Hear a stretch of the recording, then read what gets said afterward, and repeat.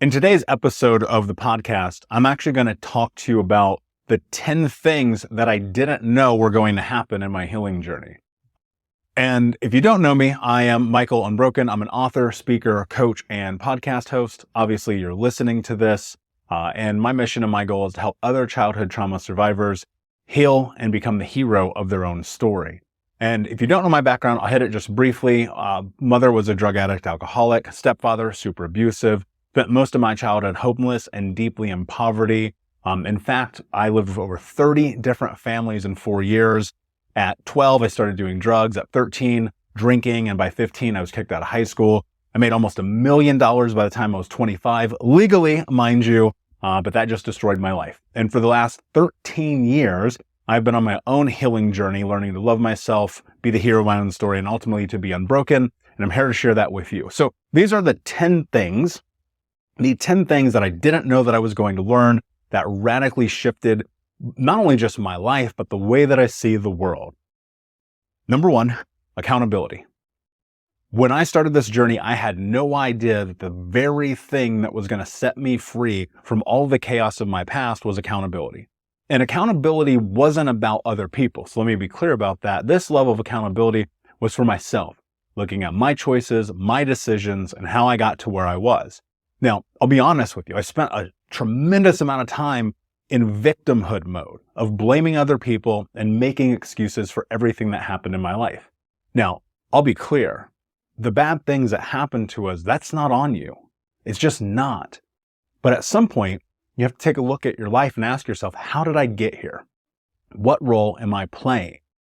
And that's what accountability did for me. It actually taught me that there's some effort that I'm putting into my own demise. If you look at your life right now, you take a step back, ask yourself a question. How are my relationships with other people, with my intimate partner, with my family? How are the thoughts in my head about the way that I think about myself? Am I kind? Am I compassionate? Am I showing up? Ask yourself, are you taking care of your physical body? One of the things that we do if we've been through trauma is often we don't take care of our physical body. For me, this holds very true between smoking 2 packs a day, drinking myself to sleep, and being 350 pounds when I was 25. So let me be the first to tell you, I get it. When you ask yourself these questions, you start to get a really interesting dose of reality. Most people, I'm not saying this is you, I'm just saying most people, they live in a reality that they are creating, not in the reality that is true. There's a very big difference in those two things. And once you get into this place where you're looking at your life through the scope of accountability, reality really starts to set in. And if you're like me, and I'm not saying this is you, but I'm saying if you were like me when I started this journey, you start to recognize the role that you play. The excuses that we have in our lives are 100% valid. I'll never take them away from anyone. But you must recognize that if you're leveraging excuses every day, and that if you are playing the victim, you cannot be the hero of your own story. Those are two competing ideas, and they will clash, and they will never be able to bring you whole and healthy and happy in the same way that you can have when you start taking responsibility and accountability for your life. Number 2 is self-love. I know that people talk about self-love in the healing journey. I know that they talk about this idea that as you go down the path, you'll figure things out about yourself, you'll grow as an individual, so on and so forth. We know that. I know that. You know that. What I didn't understand is how true it would be. Learning to love myself is arguably one of the hardest things I've ever done. When I look back and I measure this journey, the self-love game really caught me off guard. Because I went from this place in my life where I wasn't taking care of myself. I wasn't doing the things I needed to do. I wasn't living life in accordance with my wants, needs, interests, and values. And then suddenly what started to happen is I realized like the little things were self-love. What would happen if I would wake up in the morning and just brush my teeth, not eat the chocolate cake for breakfast, not beat myself up when I made mistakes? A lot of you guys, you got to hear me here. You're beating yourself up over nothing. You are destroying yourself for no purpose. And it's taking away from all of your potential, your happiness, your love, your joy, all the anchor points in your life that really can define a revolution internally that will change you forever. And when you can get into the place of self-love, what's really beautiful, and again, this comes with a lot of acceptance, accountability, and other words we'll get into in a moment, but when you really step into self-love, you'll find freedom. And it's incredible. I'm going to say that again because I really need to hear this. When you truly find self-love, you will be free. That freedom, however, requires a tremendous amount of discipline. Self-love isn't just bubble baths. Self-love isn't just, I'm taking the day off from mental health. Self-love is actually doing the thing that you said you're going to do because you said you're going to do it, and holding yourself to a higher standard. When you look at the journey for most people who have healed and you understand the dynamic of their past, you look at their family over here, mom, dad, grandmother, foster homes, care groups, however they were raised, you often find that they were let down time and time and time again. And they've learned that it's okay. It's okay if you're let down. It's okay if you don't have the people show up who say they're going to show up. It's okay if life isn't what you expected. And then over here, you start to learn self-love and you recognize raising the standard for yourself, learning to love yourself in a deeper capacity is actually what this is all about. And when you raise your standard, you find out that doing what you said you were going to do, showing up, playing all out, and living life as the person you choose to be, like that is the journey. Number 3 is forgiveness. It's a very difficult word for many people. You know, when I was 4 years old, my mother cut off my right index finger. Talking about multiple surgeries, multiple skin grafts. I can't feel it. I'm missing half the nail. And it is a scar that is a part of my life. I see it every day. And arguably, probably the number one question that people ask me when I'm a guest on a podcast or a speaking event, or even when I'm coaching, they go, well, did you forgive your mother? And the answer is yes. Did I forgive my stepfather? 6'4", 220, who knows how much this guy weighed, beating up a 7-year-old. Did I forgive him? Yes. My grandmother, super racist. Weird. I know. I'm biracial, black and white. What am I doing with a racist grandma? It was America, Indiana in the 80s. It is what it is, right? Did I forgive her? Yes. But most importantly, I've forgiven myself. And forgiveness takes this really beautiful turn in your life that leads you down a path of unbelievable happiness and joy. Not that that's the goal, because you're not always going to be happy. Some days life just sucks. You know this, I know this, right? I'm not going to lie to you. But with forgiveness is freedom. And there are certain acts, the actual acts, that I don't know that I will ever forgive. But the people, I do. Why? Because I need it too. Because I'm going to make mistakes. I'm going to mess up. I'm going to be out of my moral character. I am going to do things I wish I didn't do. And in that, I'm going to hope that people will forgive me as well. And the old adage, as it goes, an eye for an eye makes the world blind. Or attempting to hold a grudge against someone else is like giving them poison and expecting them to die when it's actually you. I know I just butchered that, but you know what I mean. I can never remember that quote, oddly enough. And yet I forgive myself because it's fine. It doesn't actually matter in the scheme of things. Number 4, patience. Patience, patience, patience. The ability to delay gratitude is one of the greatest tools that I have put in my tool belt as not only a healing professional, but someone on this journey. Like, the ability to be patient and delay gratification will change your life forever. I had no idea this was going to happen. If I go back and I look at my life and I assess my need for immediacy in everything, in relationships, in friendships, in family, social dynamics, in work, in career, in all the things that I was trying to do when I was younger, I needed it now. It filled a gap, whatever the it was. And I have learned that with patience and that ability to delay gratification, the journey is much more sweet because you take a little bit of expectation off of yourself. And I think all of our expectations are far, far, far too high for ourselves. Let me be very clear, not that you should not have standards. Hold yourself to a standard. You will only ever get that in which you allow yourself to have. And so patience is about not having the expectation in this moment. It's like, can I do the work?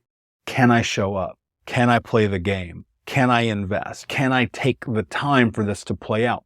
When I was younger and I wasn't patient, paid a lot of penalties for that.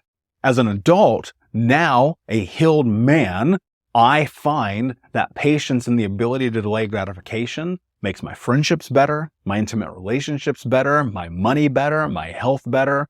It's about playing the long game. It's just like investing. And this isn't money advice, so please, if you want to know money advice, go listen to Ken Honda on Think Unbroken podcast. Amazing. He has a book called Happy Money. It changed my life forever. Highly, highly recommend.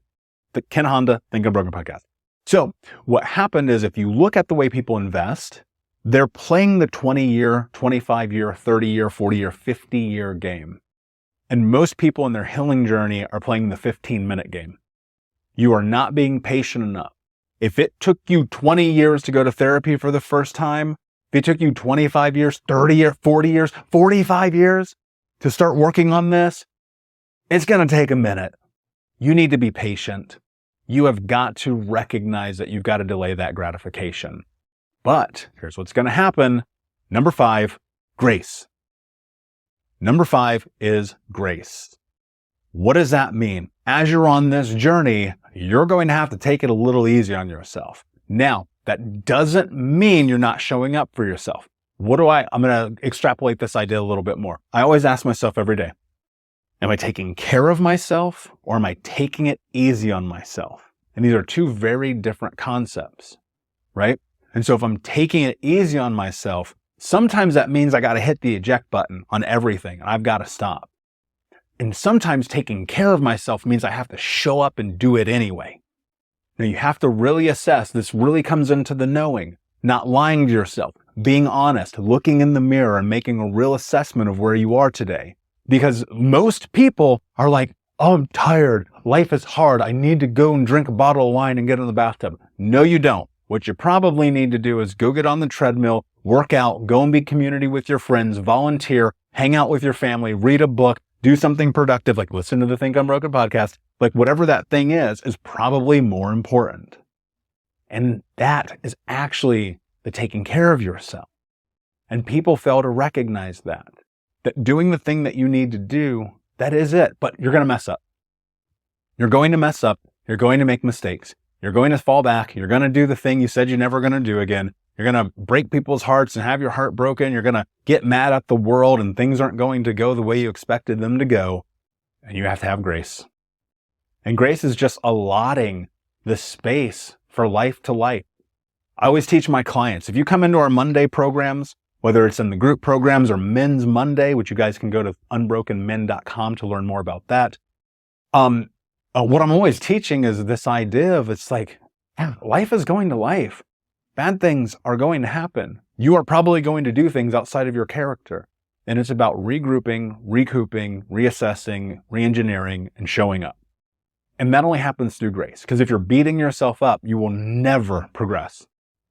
I'm telling you right now, if you're beating yourself up, you will never progress in this journey. So you need to take a step back and offer yourself a little bit of grace. Number 6 is clarity. Clarity comes in this healing journey through recognizing what you want, through the path in front of you, through laying out a framework and a game plan. One of the reasons why I've found, and I've coached thousands of people over the years, one of the number one reasons that I have found that people do not have success in this healing journey, they don't have clarity. They have no idea what they want. They cannot sit down and articulate in a single sentence the life that they want to have. I kind of want this, that, maybe this, blah, blah. No. No, you've got to get crystal clear about what you want. You have to know it to the T, where if you're like, I want this kind of car, I know the leather. I know the color of the leather. I know how many miles I want it to be. I want to know if I'm the first driver or not. I want to know where I'm picking it up, how much it costs, the cost of the insurance. I have so much clarity. I know without a shadow of a doubt exactly the thing that I'm seeking. Most people can't even order at a restaurant. Think about this. I'm going to challenge you. If you are the person that goes to the restaurant and you ask the waiter or waitress for their recommendation, you're actually setting yourself up for failure. Here's why. And I know people are like, this doesn't make sense. Just follow me for a second. Because you are not in a position where you're making your own decisions. You are letting someone else interject into your life who has no idea who you are, what you like, your preferences, your desires, your food sensitivities, like whatever. Like, I'm gluten-free, and if I eat shellfish, I'm going to die, right? Like, I can't let a guy go, get this shellfish etouffee. No, it's over. Game over. Send me to the hospital, put my tombstone up. It's over, right? And they don't know that because they don't know me. Trusting yourself is so much of this healing process. And when you get clarity, you can sit in that restaurant across from this person and you go, I want this. And have conviction in it. This is what I want. Conviction and honestly, confidence comes through clarity. Because when you're able to extrapolate who it is that you are and you have clarity on it, you're unstoppable. It's interesting. Like when you have a job, I assume if you're listening to this, you probably are gainfully employed. And if you're not, that's okay. We can help you. Especially if you're a guy and you're trying to figure this out, message me. We got plenty of options that we can help you figure this process out. But here's the reality. Here's what I'll tell you. If you have ever had a job, ever, and even if you're not employed now, but if you've ever had a job in your entire life of any capacity, or if you went to school and you had a syllabus, or if anything that you've ever done required you understanding what was in front of you, then you know what it's like to move in a direction with clarity. You get a job, you go in, and they break down everything that you can expect, right? And you go, is this what I actually want? Yes or no? You take the job, you go do the thing. That's clarity. You know exactly what's in front of you. However, in most people's lives, they can't articulate what they want, and so they never get it. They don't talk about the relationship they want. They don't talk about the health they want, the money that they want, the travel they want, the hobbies they want, the self-care that they want.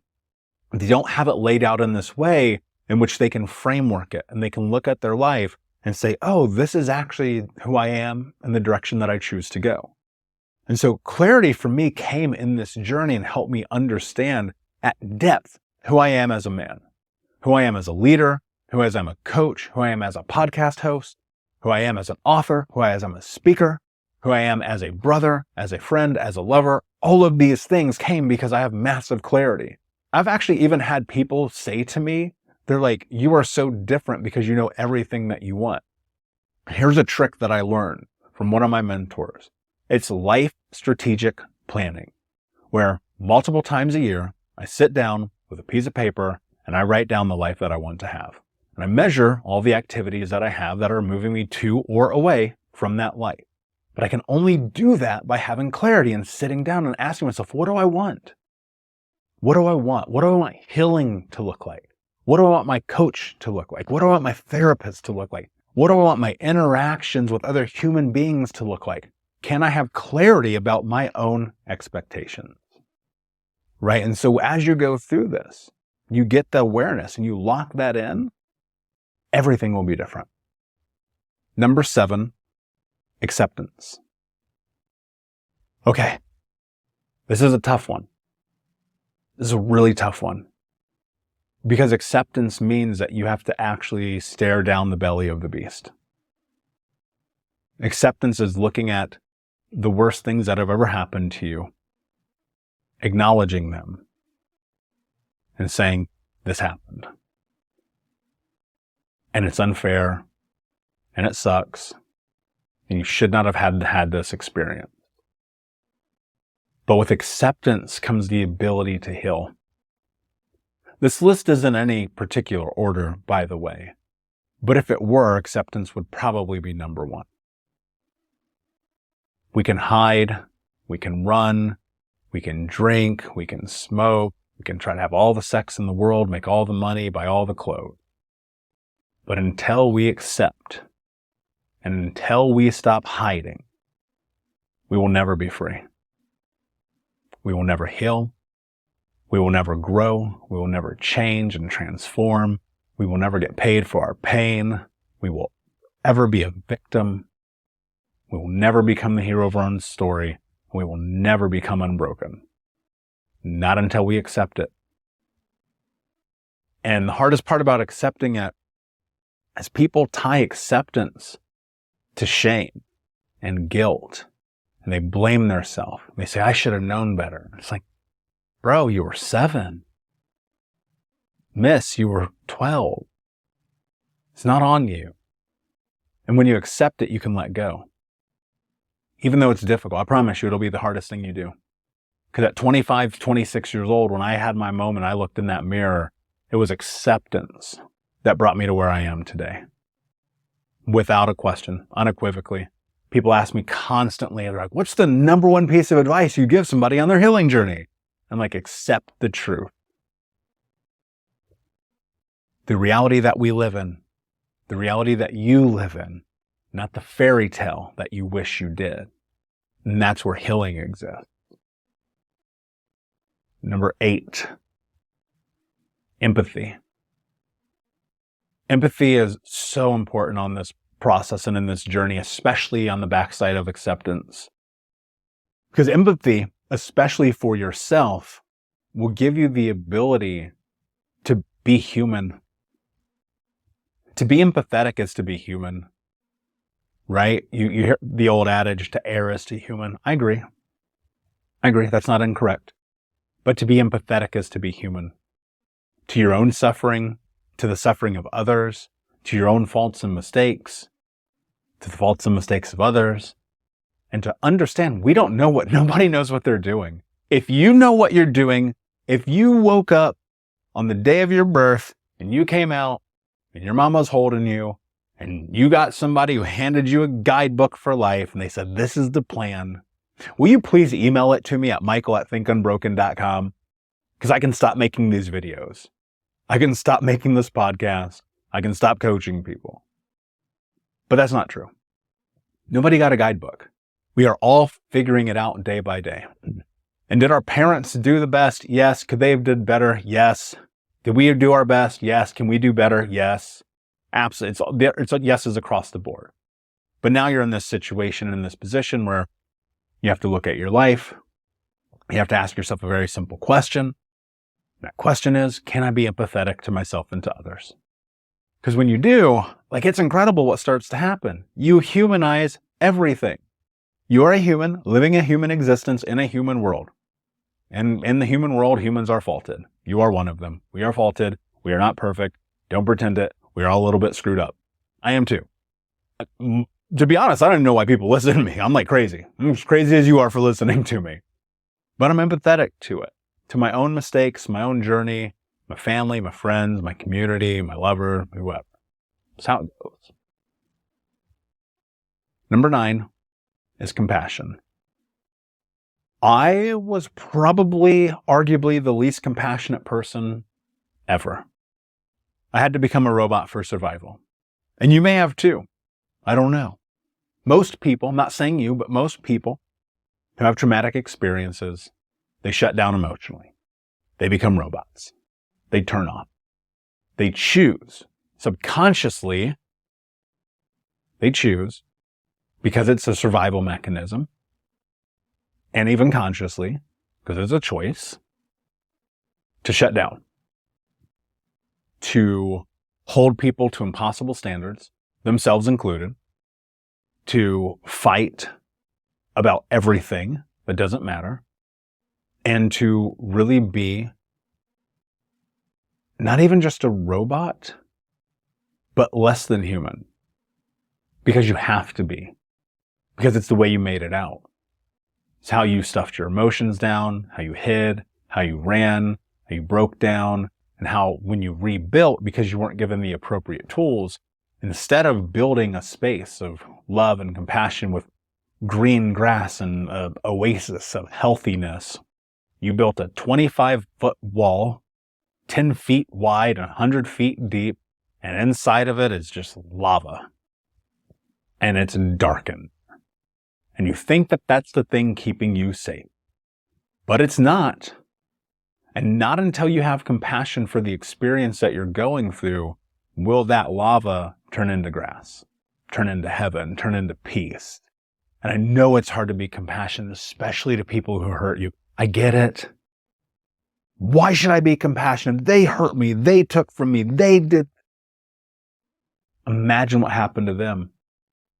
I was sitting in my therapist's office one night and I was sharing a story with him. And I was just like, dude, I don't know why my mom did all these horrible things and married this horrible man. And my grandmother was a crazy person and all these things. And he goes, have you ever just stopped and asked yourself, what was my mother's childhood like? And when he did that, my life changed forever. Because I'd never contemplated that maybe, just maybe her childhood was horrible too. And her mother, and her mother's, and his father, and his father.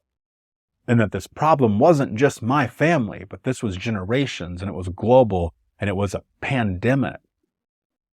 And so it literally forced me, like almost in a moment, it made me be more compassionate. Because I just realized, like, man, I can't imagine what she went through. And I knew my grandmother, and I couldn't imagine what she went through. And I didn't know her parents. It must have been pretty dark. And I know it feels very difficult, because this was. And I was like, man, really? I've got to be compassionate to these people. Are you kidding me right now? And I'm telling you, like, I know as crazy as it sounds, when people see me and they're like, man, this guy, he's so intense and he's covered in tattoos. What does he know about compassion? I'm like, everything. It's what brought me here. It's what drives me to do this on hard days. Because trust me, this isn't easy, and I'm not a millionaire, and this takes a lot of effort. And thank God I have an amazing team and people who support the show. By the way, if you go to thinkunbrokenpodcast.com, you can support as well. We have coaching programs. If you go to thinkunbroken.com, you can support, and I will support you in return. And so being compassionate allows me to show up every single day. And finally, number 10, and I never would have guessed this was coming, is fearlessness. Number 10 is fearlessness. When you start healing, you recognize something. If you're really paying attention, like you look back here at the past and you really look at it, and you look over here at the future and you really look at it, one of the things that happens is you understand one unequivocal truth. That the worst thing that has ever happened to you has already happened. And it allows you to sit fear to the side, to step into your journey, to choose to be the hero of your own story, and to do whatever it takes. Now, of course, there's moments of being scared. I mean, I'm scared all the time. It's a part of it. Is this going to work? Is this not going to work? Is that going to take off? Will it not take off? Am I going to lose a lot of money? Am I going to lose that relationship? Like, it's a part of it.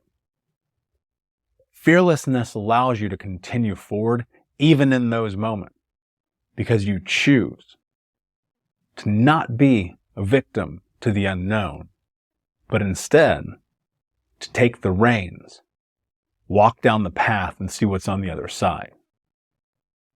And these 10 things, while they seem like just words, when you start to assess your journey and you look at what is really happening in your life, will free you. They truly will. And they'll also be markers on the path. And you'll be able to ask yourself more and more every single day about how you got to where you were. And as you check off each one of these markers, you will recognize the growth of the journey. And so my hope for you is that you take this information and you look at your life and you look at everything that you've been through leading to this moment and just simply ask yourself, have you experienced these 10 things? And if not, and if you haven't, what do you need to do to have the life that you want to have? That said, my friends, thank you for being here. Thank you for listening. Thank you for watching if you're on YouTube. Remember, go to thinkunbrokenpodcast.com for this and more episodes. Check out thinkunbroken.com to join our groups, including Men's Monday, which is a private men's group for coaching, healing, and growth. And until next time, my friends, be Unbroken. I'll see you.